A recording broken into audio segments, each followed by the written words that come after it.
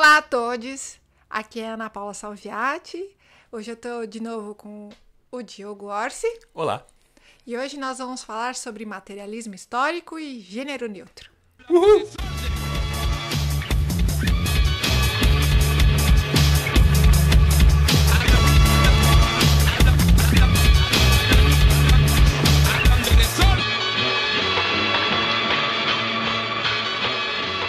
O Diogo basicamente teve insônia essa madrugada. Veja que nós somos um casal bem peculiar, porque a gente estava olhando, né, os comentários, né, a repercussão do nosso primeiro vídeo que a gente compartilhou com a Boitempo sobre o curso do 18 de Brumário. E a gente ficou muito inquieto com alguns comentários, né? E um vídeo que teve bastante visualização, né? É. Como a gente fez a estreia simultânea entre o nosso canal e o canal da TV Boitempo. E o canal da Boitempo tem mais de 500 mil de inscritos, canhão. né? Então tem vários comentários, tem mais de 600 curtidas. Agradecemos a todos. Quem quiser continuar acompanhando, continua lá no canal Marx. Já saiu a aula 2 também do curso sobre 18 de Brumário. Mas aí no canal da Boitempo, como tem um público maior do que o nosso do canal Marx, acabaram aparecendo vários comentários lá, né? E alguns desses comentários nos deixaram inquietaram. inquietos, né? Até comentei essa semana que eu tenho a impressão que o canal Marx é tipo um restaurante de fundo, né? Assim, um fundinho de quintal, né? O que vende comida mineira, parede de salmão, né? Mesa de plástico, porque o nosso público é muito nichado, é o boca a boca, aparece alguém pela quinta geração e realmente a Boitempo é um canhão que nos possibilitou falar com muito mais gente. Mas aí é que tá, muito mais gente que também está dentro do espectro, né? Progressista, né? Que se identifica com uma leitura comunista, e num vídeo que a gente trata sobre conteúdo dialético, materialismo histórico, meia hora falando sobre isso, nós tivemos 3 comentários. 3 comentários. 3 comentários reclamando da minha apresentação inicial, que foi: olá a todas, todos e todes. E aí estranhou a gente, né? A gente estranhou. E foram, não sei se é uma coincidência ou não, mas os 3 comentários foram de homens. Né? O primeiro, o homem número 1 comentou todes? Ponto de interrogação. O homem número 2 comentou todes? Sério mesmo? E a gente tem que lembrar assim, era um episódio com 33 minutos sobre materialismo histórico, dialética hegeliana, um assunto denso, luta de classes. Sujeito, objeto, a inversão que o Marx faz da dialética hegeliana e tudo mais. E os caras se concentraram em comentar sobre os 2 primeiros segundos do vídeo, né? E aí o homem número 3 aqui fez o seguinte comentário que é o que chamou a nossa atenção e que dá pra gente discutir um pouco, né? Ele falou o seguinte: na minha humilde opinião, a língua é como um rio que não deve ser represado ou alterado no seu curso. Vamos deixá-la livre e viva. Não gosto desse artificialismo woke. Entre parênteses, detesto essa palavra. O que chamou a atenção aqui foi, inclusive, uma crítica filosófica, né, a esse comentário, né? Porque, em primeiro lugar, a pessoa fala que a língua é como um rio que não deve ser represado ou alterado no seu curso.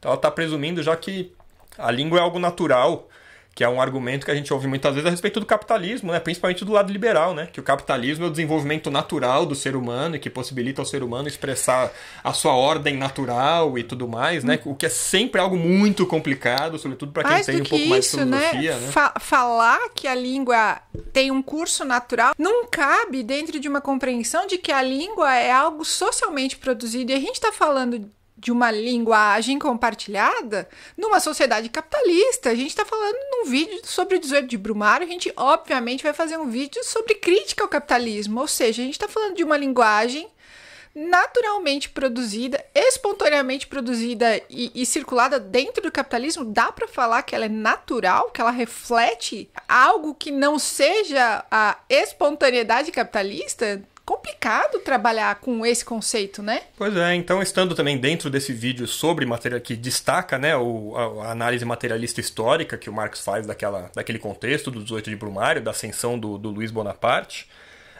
a gente ficou discutindo hoje sobre uma análise materialista histórica sobre a linguagem e sobre o uso do gênero neutro, né? Que ganhou destaque aí nos últimos anos, não só no Brasil, mas é um destaque mundial. É uma das grandes fronteiras, né? É engraçado que esse tipo de comentário joga para um identitarismo como se não... incapaz de entender o profundo ato revolucionário que está em você subverter a linguagem. Eu acho que é isso que a gente vai tá tentando trazer aqui. É altamente revolucionário você impor uma linguagem, você propor uma linguagem que não esteja representando. Ela incomoda, se ela incomoda, ela está propondo uma revolução aqui pra gente. É um incômodo que faz parte de uma nova subjetividade. Eu acho que é isso que a gente está tentando trazer aqui, né, Diogo? Sim, eu acho que o primeiro ponto que a gente tem que destacar é essa questão das pessoas assumirem que a língua é algo natural. Especialmente hoje em dia, né? Se é que ela foi natural em algum momento, certamente hoje não é, né? A língua é um produto sociocultural e ela está ligada a todo um contexto político, inclusive, né? Tanto é que a gente tem, por exemplo, hoje uma gramática oficial, sem falar em outros casos muito mais graves, né? Se a gente pensar em todo o contexto do imperialismo do século XIX, por exemplo, em como que a França obrigou as suas colônias a abrir mão das suas línguas nativas e adotar oficialmente o francês, e que inclusive proibia que os indivíduos falassem as suas línguas nativas, principalmente nos órgãos oficiais, né? Claro que dentro na vida doméstica das pessoas, na vida individual das pessoas. Nas escolas, por exemplo. Mas nas escolas era obrigatório o uso do francês, né? O que a gente sabe que levou a um etnocídio mesmo, né? De certas culturas, porque você, quando apaga a língua, você apaga automaticamente a cultura ligada àquela língua também, né? Porque se a pessoa não tem mais como expressar coisas daquela língua, né? Imagina se você nunca mais pudesse dizer feijoada. Não tem essa palavra em nenhuma outra língua. Então, se você não pudesse nunca mais falar português, acabou a feijoada também. Se acabou a palavra feijoada, acabou a feijoada. Aliás, a gente precisa lembrar que nesse território indígena, que é o nosso país, se falava tupi. A imposição do português veio muito recentemente em termos históricos. Então, não tem... sempre se retorna ao vós-me ser, que virou você, que virou você. Como se isso não tivesse sido imposto numa língua que era majoritariamente falada, que não era o português. Sim. Né? Sim. Claro que é um movimento concomitante, né? É inegável que a língua acaba evoluindo, né? Com palavras novas, sei lá, o da hora, o legal, o vós-me ser que vira você, de repente, né? Ela vai da linguagem oral para a linguagem culta. Eventualmente, essas palavras são adotadas pelos dicionários, são incluídas no vocabulário ortográfico da língua portuguesa. Mas é inegável também que há uma agência política sobre a imposição de uma língua. O próprio italiano, que se fala muito aqui, é uma língua que tem 2 ou no máximo 3 gerações. O italiano, como é estudado, ele basicamente foi uma criação para a formação desse Estado Nacional, que qualquer um que conheça um pouco mais de fato ali a cultura italiana sabe que não existe uma Itália, né? Existem trajetórias ali, e esse dialeto que a gente acha que é o italiano é um dialeto que é falado por no máximo 3 gerações. Exato, né? Se a gente pensar em como que Roma impôs também o latim a todo o território que ela foi colonizando, né? Como que o latim se tornou praticamente uma língua mundial em certo ponto, né? Acho que certamente mais da metade da população mundial falava latim. Depois, como que a Igreja Católica se apropriou desse latim para impor a sua dominação na Europa Ocidental, né? Como controle principalmente dos meios de educação. Então, o latim era a língua oficial da educação, e essa educação era toda cristã, dominada pela Igreja Católica, foi a língua oficial durante mais de 1000 anos, né? Acho que até meados até o século XV ali, pelo menos, quando começa a Reforma Protestante, que justamente vem seguida do quê? Da tradução da Bíblia para o alemão. Vem um problema de traduzir a Bíblia para uma língua que era diferente do latim, ou seja, era um movimento revolucionário traduzir a Bíblia naquele momento. Significa que quando Lutero propõe a tradução da Bíblia, não é só tornar ela acessível, a gente está abandonando a primazia, o monopólio do pensar os textos bíblicos. Essa é a grande treta. E nesse sentido, quando o Diogo traz o Fanon, a linguagem é reflexo da nossa estrutura de pensamento.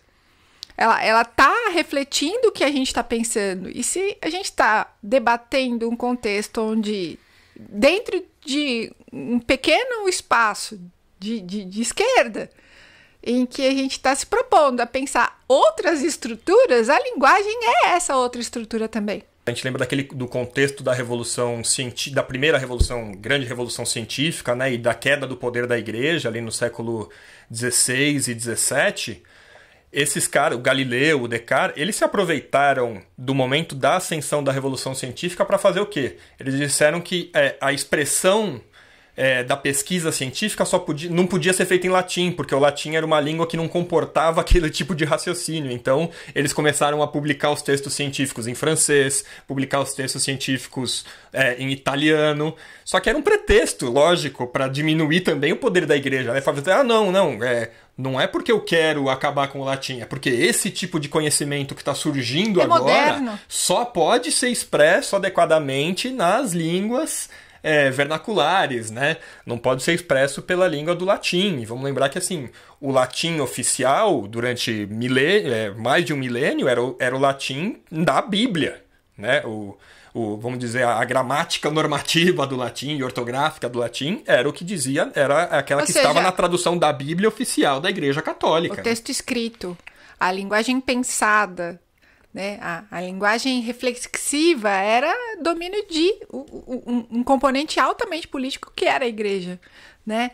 E quando a gente está falando aqui da estrutura, né? A gente está falando de materialismo histórico.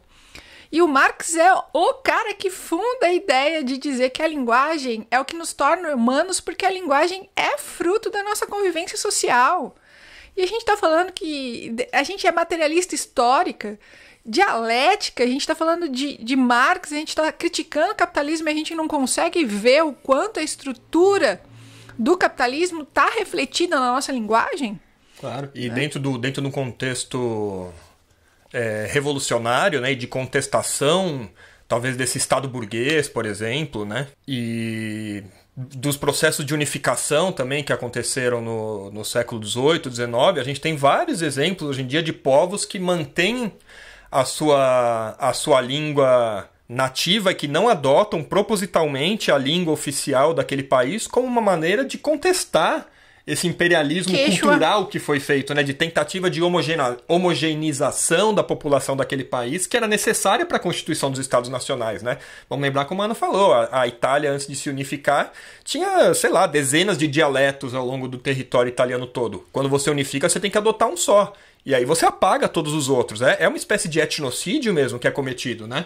Para usar os termos do Pierre Clastres. A Alemanha também, quando se unifica, você tinha vários dialetos. E aí você unifica e apaga todos os outros. Na França também, na Espanha, em Portugal, em alguns lugares, isso ficou muito evidente, como é o caso da Espanha hoje, né? Você tem no País Basco, os caras falam uma língua diferente, falam o euskara, que é uma língua própria, e eles fazem questão de manter essa língua como uma identidade, inclusive para pedir soberania do País Basco em relação à Espanha. Na Catalunha, a mesma coisa, né? O que a gente está querendo dizer aqui é que a linguagem, o vocabulário e a linguagem são muito determinantes, são instrumentos de uma forma de vida, uma constituição social que, como a gente está, o fato é nós vivemos no capitalismo, ela reflete sim a imposição capitalista. Não adianta você que está aí nos ouvindo jogar isso para um identitarismo, né?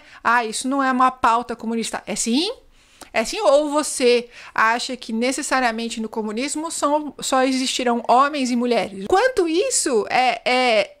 isso reflete a subjetividade que está a favor do capitalismo, né? Quando a gente está aqui fazendo os vídeos sobre marxismo feminista, e a gente acabou de entrevistar o segundo pesquisador sobre Simone de Beauvoir, cara, é uma potência ali de entender como o capitalismo se utiliza de uma subjetividade, né? Como a ideia de que o sujeito homem, ele é o total e o absoluto, e o sujeito mulher é simplesmente passivo e ele é simplesmente o outro, o secundário. Você quer falar de materialismo histórico? No materialismo, o marxismo sem corpus?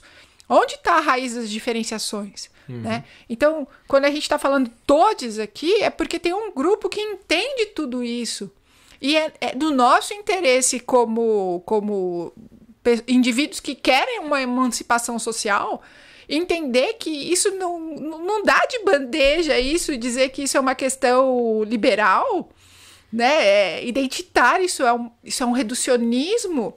E geralmente isso vem de quem se incomoda com essa visão de mundo onde o todo não vai ser representado pelo masculino, o masculino dominante. Existem muitas outras formas de ser subjetivamente, que não só ser homem e ser mulher. Existem muitas outras. E o capitalismo, ele pode até vir a ser um capitalismo que permita, né, que faculte os indivíduos expressarem outras subjetividades, mas dentro do capitalismo. A gente não quer dentro do capitalismo, a gente quer um outro sujeito que promova essa emancipação social, que aponte para o socialismo. O socialismo ele vai ser reflexo de indivíduos que possuem outra subjetividade. É isso, né? A Ana sempre chama atenção para isso, né? O capitalismo tá nas pessoas, né? Capitalismo não é uma... Se amanhã a gente chegasse, fizemos uma revolução, matamos toda a burguesia, acabou toda a classe capitalista, sobraram só os trabalhadores. Esses trabalhadores vão virar capitalistas, gente, porque o capitalismo tá nas pessoas. É preciso mudar o sujeito, né? Da mesma forma como a divisão sexual, o patriarcalismo está nas pessoas. É preciso mudar a nossa subjetividade para a gente conseguir revolucionar isso. E isso passa necessariamente pela linguagem. Como notou a Ana lembrou, né, do Frantz Fanon. Eu até trouxe aqui no Pele Negra, Máscaras Brancas, nesse livro fantástico dele aqui, o primeiro capítulo dele chama O Negro e a Linguagem. E ele vai falar o seguinte, o problema que enfrentamos nesse capítulo é o seguinte: tão mais branco será o negro antilhano, quer dizer, tão mais próximo estará do homem verdadeiro, quanto mais tiver incorporado a língua francesa. E aí ele traz a seguinte conclusão, que é fundamental porque a gente está falando. Um homem que possui a linguagem, possui, por conseguinte, o mundo expresso por essa linguagem e implicado por ela. Quando a gente fala todes, a gente está se apropriando do mundo sem separação sexual, do mundo sem a divisão sexual, do mundo da emancipação humana, do mundo onde todo mundo é igual. Não é um mero... Não é uma mera... Como diz esses críticos da cultura woke, essa pessoa que fez o comentário, coisa do artificialismo da cultura woke. Ela quer dizer o quê? Que quem é dessa tal cultura woke, que aliás é um movimento que surgiu com os negros nos Estados Unidos, né? Importante frisar. Por criticar a cultura woke já é um absurdo, né? Você está criticando gente que está lutando contra o racismo nos Estados Unidos. Mas os críticos da cultura woke acham que quem usa a língua artificialmente, como a gente já viu que é um absurdo, porque a língua é um produto sociocultural, não é natural, tá querendo se achar superior, ou se achar que, então porque você usa, você é superior a mim, porque você vê uma coisa que eu não tô vendo. Não é nada disso. A gente usa a língua de uma forma querendo refletir o mundo que a gente quer produzir, porque a língua produz o pensamento. O pensamento não existe separado da língua. É preciso a gente ter consciência disso. É preciso a gente pensar o socialismo a partir do socialismo. Se a gente pensar o socialismo a partir do capitalismo, a gente vai reproduzir o capitalismo no socialismo. É preciso a gente pensar a sociedade sem divisão de classes a partir de uma língua sem divisão de classes também. É isso, pessoal. Acho que eu fico emocionada. Porque a gente está falando, a gente está numa estrutura, a gente está se propondo a fazer um trabalho de formiguinha, a gente está falando de materialismo histórico. O capitalismo, ele não é a infraestrutura ou a superestrutura que existe para fora de nós. O capitalismo somos nós, né? Para a gente começar a entender o quanto a nossa subjetividade é encharcada de capitalismo e o quanto muitas vezes a gente perde o horizonte de que se o capitalismo ele conduz as nossas subjetividades e a gente quer uma outra forma de vida, a gente tem que olhar para a nossa subjetividade para poder pensar o que está para além do capitalismo. É isso, canal Marquete. É isso, essa é a posição do canal Marx, então a gente vai usar todes sim, embora de vez em quando a gente escorregue e exige uma mudança ativa do nosso pensamento. A gente tem que se policiar e tem que buscar transformar o mundo ativamente, pela prática. E entender o que significa essa fala que busca um gênero neutro, porque ela está dizendo que os indivíduos são mais do que homens e mulheres, eles são completamente iguais. É isso. É um ato revolucionário e a gente vai manter ele aqui no canal Marx, a despeito de qualquer comentário idiota que a gente receba. Forte abraço.